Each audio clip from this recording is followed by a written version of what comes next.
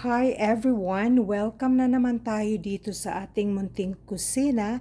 Welcome here at La Arnis Kitchen and Food Creations. So please come join with me here as I'm going to show you very easy type of cooking. So we're going to make vegan type of cooking or vegetarian type of cooking. So here in my cooking pot, my wok, I am going to add 100% extra virgin olive oil, approximately 5 tablespoons of oil. So not necessarily that you will be using olive oil, because to some of you or some other places, olive oil can be very pricey. So you can just use whatever oil you have available in your pantries. Okay, what are the very basic ingredients that we have? I have here ginger, strips of ginger, 1 large Roma tomatoes, 1.5 large of this sweet red peppers, half a size of this green capsicum or green pepper bell, and then large red onion bulb, and then 8 cloves of garlic. So when I use this type of red peppers, this is the size, large size. Okay, there you go. Now, what are my savoring enhancer? I will be using iodized salt in a combination of hoisin sauce. You can use oyster sauce. To some of you will use hoisin sauce, or just plain toyo or soya sauce. And then we are going to add a little bit of sukang maasim or coconut vinegar. You can also use coconut milk, and in which I'm so grateful that the seller who sold this vegetable, they gave me this coconut milk. So that will be your another choice, that you are going to put gata or coconut milk. Now, by the way, regarding our savoring enhancer, a combination of black pepper, iodized salt or fine salt, toyo, and a little bit of hoisin sauce. And I might add half a cup of water. So this is our takway. So normally it comes from the middle part of a root crop, which is the gabi or the taro. So middle portion. So this is in comparison to Philippine asparagus. So I bought this from a nearby kababayan, or my fellow Filipino, in around close to my neighbor, not really close but a little bit farther, I should say. Now this type of dish, it's no, this type of veggie, it comes from originally from the root crop, which is the gabi or the taro, at the middle part of the taro or the gabi, which is what we call the shoot, like, you know, like a bamboo shoot, but this is not bamboo. So this is gabi or taro shoots.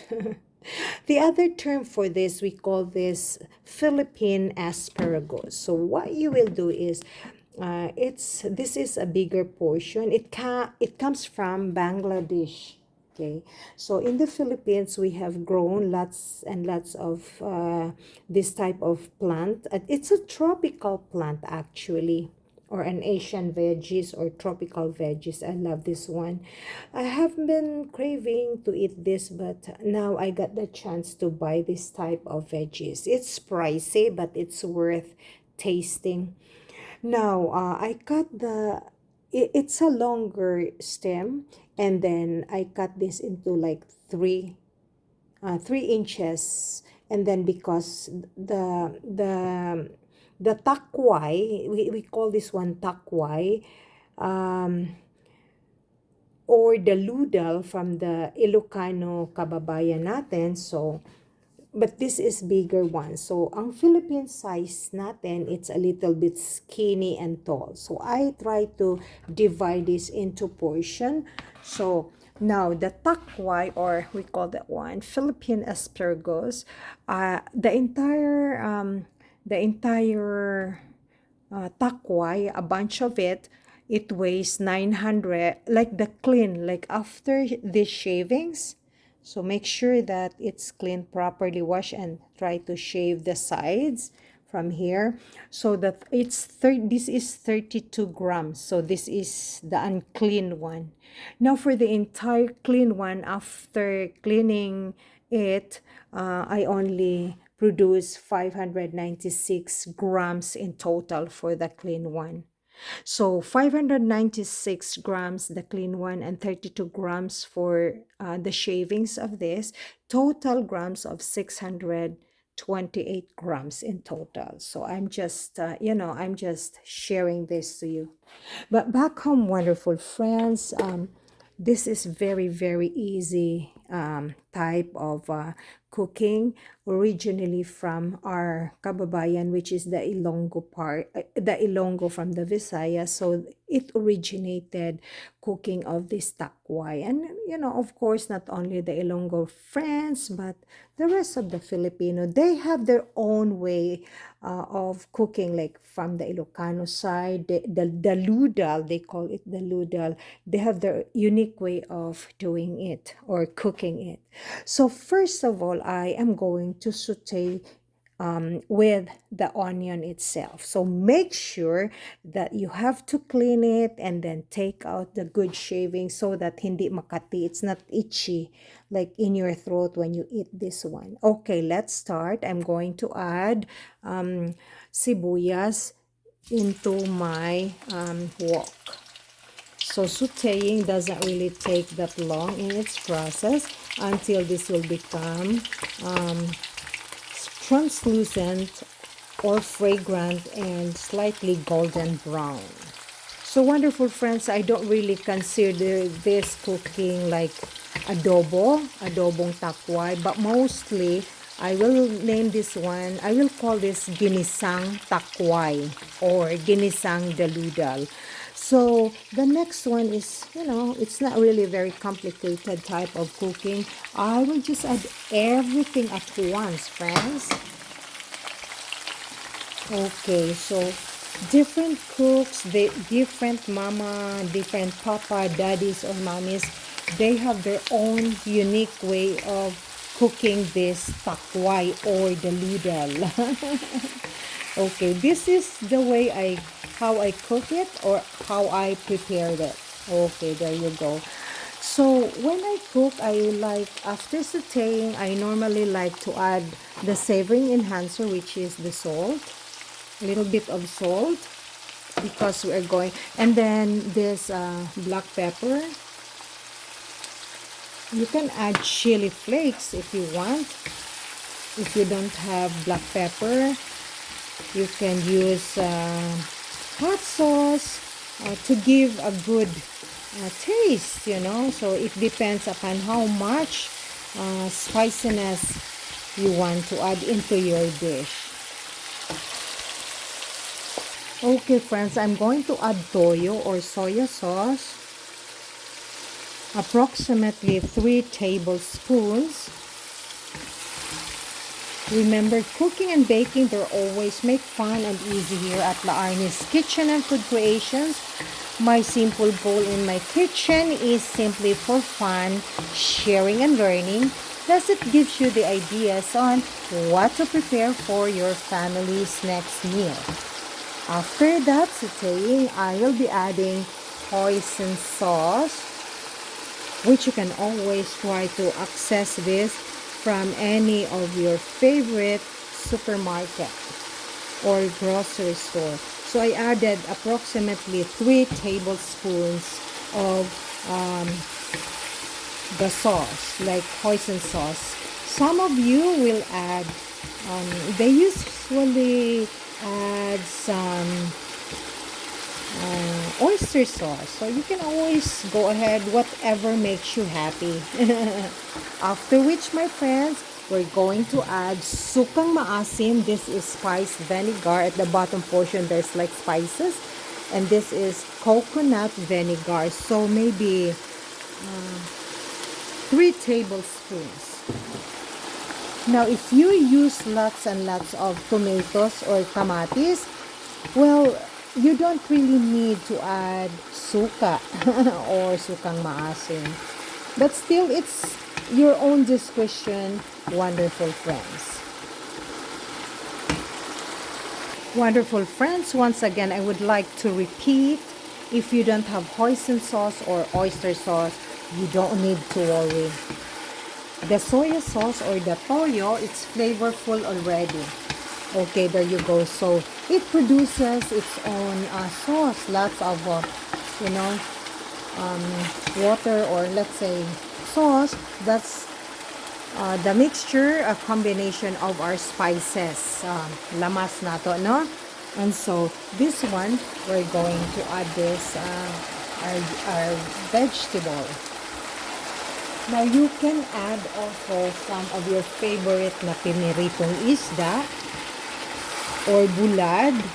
But if you have bulad or dried salted fish, you have to lesser the intake of your salt or toyo. Friendship, you can, mga ka-friendship, you can either add 1/4 cup of water or not at all. So once you halo, you mix it, just leave it and don't keep on stirring, because don't keep on stirring. So once you saute it, just mix like this and then let it cook maybe for 3 or 4 minutes until this will become softened or tender. The reason why na kuminsan it's a little bit itchy in your throat, because you did not really clean it properly. I mean, I'm talking about the shavings like this, and also you keep on mixing, halo ng halo. Kakati po siya kuminsan. So it depends upon the way you cook it. But try not to keep on halo, not to keep on mixing it. So just mix once, and then after that, during the final rounds or the last part of your cooking. By the way, I'd like to say very special thank you to the one who sold this one to me, the takway. Thank you for your generosity. You gave me these 2 cans of coconut for free. Maraming salamat po sa inyo. Remember, you can either cook that with just plain sauteing with spices or lamas, or you can either add some coconut milk. You can either cook that in terms of the way how you cook your laing. Mga Bicolano, they are fond of laing.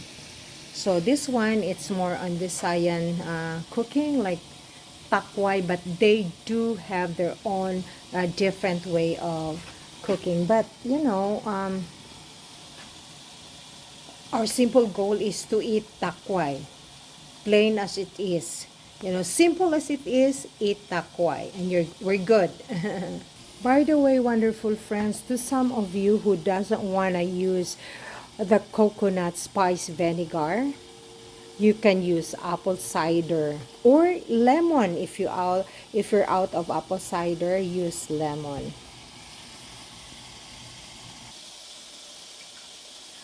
Hooray, wonderful friends! Let's check and do the finishing touches or the final rounds of our takway. Okay, there you go. This is really delicious, friends.